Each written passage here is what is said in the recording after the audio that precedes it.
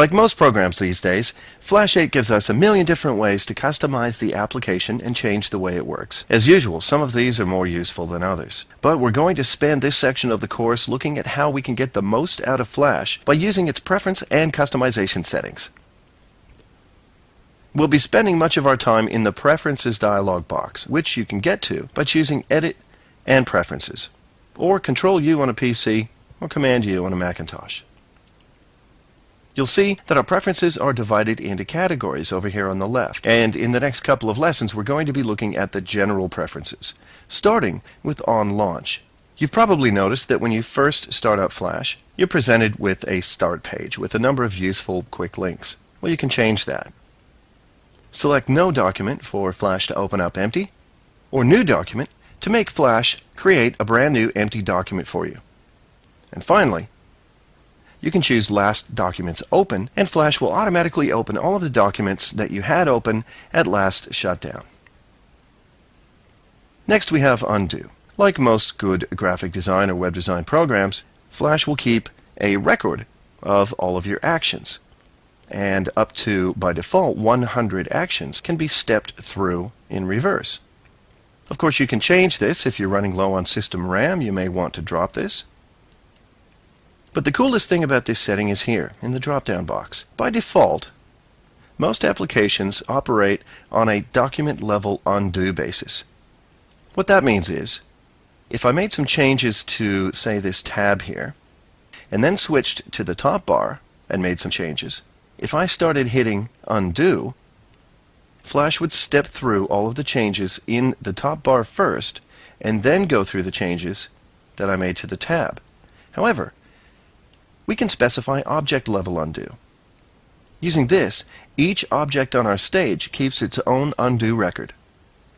So that way we can change one thing, go to another thing and change it, but if we're then unhappy with the changes we made with the first object, we can go back and erase only those. It can be really handy. Bear in mind though, and you'll notice as soon as you change this, that whenever you change, any undo history you currently have in your document will be erased.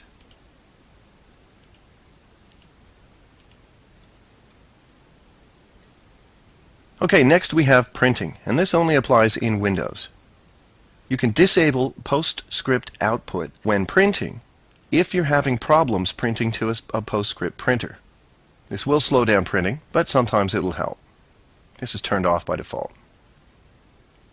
Next, when we test our movie, by default, Flash will open up a new window in front of the Flash window.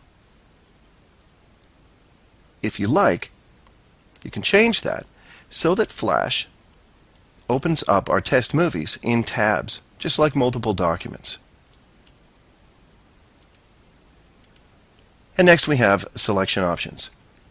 By default, if you would like to select multiple objects, you'll need to hold down the Shift key while you do it. And I'll do this now. I'll select this one, hold down the Shift key, and I can select more objects. But you can change this so that you don't have to hold down the Shift key. With this turned off, all you have to do is click different objects in a row, and multiple selection is automatic. To deselect these, just click away. Back to Preferences, and I'll turn this back on because I like to specify when I'm multiple selecting. Our next option is Tooltips. You've probably seen these. These are the little hints that show up when you hover your mouse over something for more than a couple of seconds. You can turn those on and off. And the last thing we're going to look at in this lesson is contact-sensitive selection and lasso tools.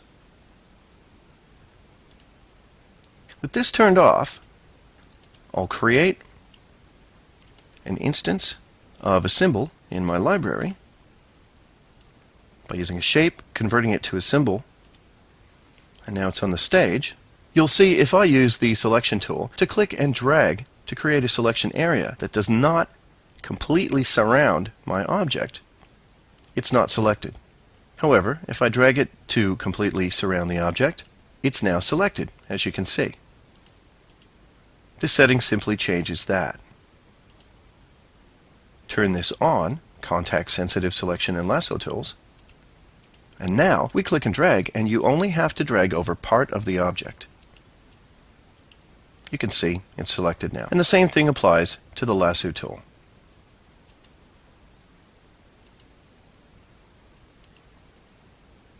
Whether you use this or not is purely personal preference, but it's there if you'd like to change it.